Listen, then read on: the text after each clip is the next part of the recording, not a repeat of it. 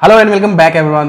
दोस्तों, अगर आप एक इंट्राडे ट्रेडर हो और अगर आप स्पेसिफिकली फिनवेसिया ब्रोकर यूज करते हो तो आज का दिन यानी कि 13 अप्रैल की एक्सपायरी आपके लिए एक बुरे सपने से कम नहीं थी।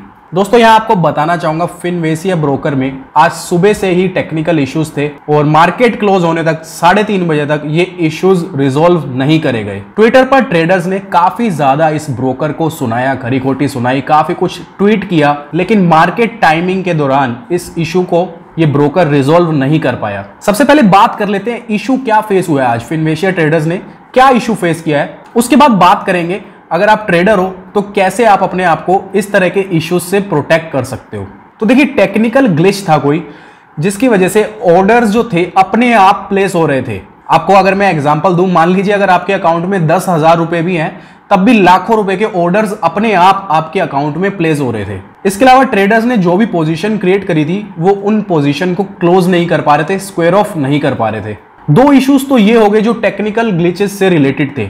इसके अलावा कस्टमर सपोर्ट यहां पर फिनेशिया का पूरी तरह से फेल रहा। मोस्टली ट्रेडर्स कंप्लेन कर रहे थे कि वो कस्टमर केयर से कांटेक्ट नहीं कर पा रहे, शायद उनका कोई नंबर नहीं था या नंबर मिल नहीं रहा था। उसके अलावा चौथा इशू था कि कंपनी, ये जो ब्रोकर है, ये इस इशू को रिजॉल्व नहीं कर पाया मार्केट क्लोज होने से पहले। तो अगर आप खुद सोच के देखिए, मान लीजिए आपके अकाउंट में 2 लाख या 3 लाख रुपए पड़े हैं, ट्रेडिंग के लिए आप यूज करते हो और आपने कोई ऑर्डर प्लेस नहीं किया, 5 लाख 10 लाख के ऑर्डर्स प्लेस हो गए हैं और स्क्रीन पर आपको दिखा रहा है, या फिर जो भी ऐप आप यूज करते हो, फिनेशिया की ब्रोकर की ऐप आप यूज करते हो, उसमें आपको दिखा रहा है कि आपका 4 लाख का लॉस चल रहा है। तो आप सोच सकते हो कि जितनी आपकी इन्वेस्टमेंट है सारी की सारी एक ही दिन में जीरो हो सकती थी। ये तो देखिए छोटा सा एग्जांपल था 2-3 लाख रुपए का। अब अगर आप सोच के देखिए कोई ऐसा ट्रेडर है जो करोड़ों रुपए से ट्रेडिंग करता है और उसका सारा जो पैसा है वो फिनेशिया ब्रोकर में पड़ा है, आप सोच सकते हो उसके साथ क्या बीत रही होगी। एक तो वो बेचारा जो भी उसने सुबह सुबह ऑर्डर प्लेस करे होंगे उसको स्क्वायर ऑफ नहीं कर पा रहा, अपनी पोजीशन को क्लोज नहीं कर पा रहा। उसके अलावा जो उसकी ट्रेडिंग ऐप है वो अपने आप ही ऑर्डर्स प्लेस कर रही है। तो आप सोच सकते हो जब एक ट्रेडर की सारी जिंदगी की कमाई हुई जमा पूंजी एक ट्रेडिंग अकाउंट में लगी हुई है और वो ब्रोकर इस तरह के टेक्निकल ग्लिचेस फेस कर रहा है और उसको रिजॉल्व भी नहीं कर पा रहा।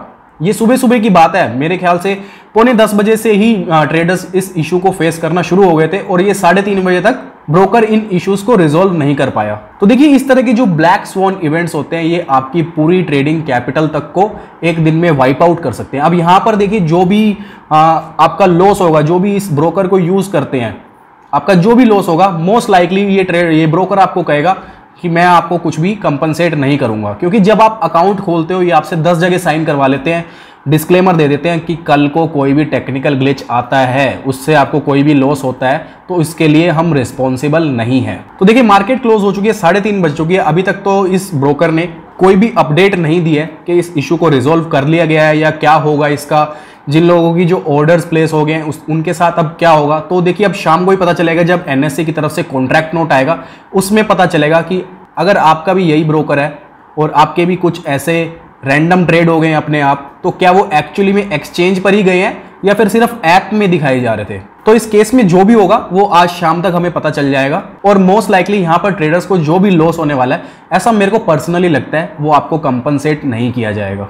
चलिए अब बात करते हैं, अगर आप एक ट्रेडर हो तो इस तरह के इश्यूज से आप अपने आप को कैसे प्रोटेक्ट कर सकते हो। सबसे पहली चीज तो आपको यह समझनी होगी कि जो भी आप ट्रेडिंग ऐप यूज कर रहे हो, जो भी ब्रोकर आप यूज कर रहे हो, ब्रोकरेज बचाने के चक्कर में जो बहुत सारे नए ब्रोकर्स मार्केट में आए हुए हैं उनको आप यूज मत करो। एग्जांपल आज ही का हमने देखा है, जो फिनवेसिया ब्रोकर है, मेरे ख्याल से ये कोई भी चार्जेस नहीं लेता आपसे, ना तो ये ब्रोकरेज लेता है, ना कोई एनुअल मेंटेनेंस चार्जेस लेता है, ना और कोई चार्जेस लेता है। जहां तक मुझे पर्सनली पता है ब्रोकरेज तो इस ब्रोकर में 0 है, उसके अलावा शायद ये और कोई चार्जेस भी नहीं लेता है। तो देखिए, छोटे मोटे चार्जेस बचाने के चक्कर में अगर आपकी पूरी पूंजी साफ हो जाए तो ये कितना खतरनाक हो सकता है आपके लिए। एक ट्रेडर पहले ही बहुत सारी समस्याएं फेस करता है। पहले तो भाई इतने साल उसको लग जाते हैं कि सीखने में मार्केट में कैसे पैसे कमाना है, इस दौरान वो बहुत पैसे लॉसेस करता है। उसके अलावा अगर वो प्रॉफिटेबल ट्रेडर बन भी जाए उसके बाद वो 100 तरह के चार्जेस देता है, एसटीटी देता है, ये जीएसटी देता है, ब्रोकरेज देता है, इनकम टैक्स देता है। तो जो भी कमा रहा है उसमें चार्जेस जाएंगे और लेकिन इस तरह का कोई इवेंट आता है तो एक ही दिन में सारी पूंजी साफ भी हो सकती है। तो अगर आप एक ट्रेडर हो तो यहां पर आपको समझना होगा, अगर आप इस प्रोफेशन को सीरियसली ले रहे हो तो आप हमेशा एक टॉप लेवल के ब्रोकर के साथ ही काम करो, जो इंडस्ट्री का लीडर है, जो मार्केट का लीडर है, मैं ये नहीं कह रहा कि मार्केट का जो लीडर ब्रोकर है उसमें कभी कोई टेक्निकल ग्लिचेस नहीं आ सकते। देखिए, कोई भी ब्रोकर किसी भी दिन टेक्निकल ग्लिचेस फेस कर सकता है। इंडिया का नंबर 1 ज़ीरोधा, वो भी पास्ट में काफ़ी बार उसमें भी इश्यूज आए हैं। लेकिन आपको यहाँ एक चीज़ समझनी होगी, जो ब्रोकर आपसे कुछ भी चार्जेस ही नहीं कर रहे, ना ब्रोकरेज ले रहे हैं, ना कोई और चार्जेस ले रहे हैं, वो अपना इंफ्रास्ट्रक्चर, अपना बैकएंड, अपनी कस्टमर सपोर्ट टीम ही नहीं बना पाएंगे। जब उनके हाथ में पैसा ही नहीं होगा, जब वो आपसे कुछ कमा ही नहीं रहे, या अगर कमा भी रहे हैं, बहुत कम पैसा आपसे कमा रहे हैं, तो वो आपको कस्टमर सर्विस कैसे दे पाएंगे। देखिए, इस तरह के इश्यूज में यहाँ कस्टमर्स के साथ क्या था, अब आज वो कस्टमर केयर को कॉन्टैक्ट कर रहे हैं, वहाँ उनका फोन ही नहीं लग रहा, या फिर उनके पास कोई नंबर ही नहीं था कस्टमर केयर का। तो ये एक बहुत बड़ा इशू है, आपको समझना होगा। अगर आप ट्रेडिंग को सीरियसली लेते हो तो सबसे पहले आपको मार्केट के जो बेस्ट पुराने ब्रोकर्स हैं, जो मार्केट लीडर है, काफ़ी अच्छी जिनका प्रॉफिटेबल बिजनेस है, जैसे कि ज़ीरोधा हो गया, एंजल हो गया, या अब मैं यहाँ किसी को प्रमोट नहीं कर रहा, आपको खुद को ही पता है कौन से ब्रोकर्स हैं जो काफ़ी प्रॉफिटेबल हैं, काफ़ी पुराने हैं, जिनकी टेक्नोलॉजी अच्छी है, जिनका कस्टमर केयर अच्छा है। तो सबसे पहले तो आप प्रेफर करो उन्हीं ब्रोकर्स के साथ ट्रेडिंग करो। कोई बात नहीं, थोड़ी सी ब्रोकरेज ज़्यादा ही लगेगी, क्या हो जाएगा उससे। दूसरा, हमेशा अपना बैकअप अकाउंट लेके चलो, एक बैकअप ब्रोकर लेके चलो। फॉर एग्जाम्पल, मान लीजिए आपका जैसे आज फिनवेशिया में अकाउंट है, तो इसके अलावा एक डीमैट अकाउंट अपना और खुलवा के चलो और उसको एक्टिव रखो। 3 महीने में, 4 महीने में उसमें एक आधी ट्रेड कभी कर लिया, अगर उससे क्या होगा, आपका अकाउंट एक्टिव रहेगा। तो ऐसा कोई इशू होता है तो आपके बैंक अकाउंट में भी पैसे होने चाहिए। फटाफट आप अपने बैंक अकाउंट से उस दूसरे ब्रोकर में पैसे ट्रांसफर करो, और जो भी आपकी ओपन पोजीशन है, जिस ब्रोकर में आपने इशू फेस किया, उसकी एग्जैक्ट अपोजिट पोजीशन आप दूसरे ब्रोकर में ले लो।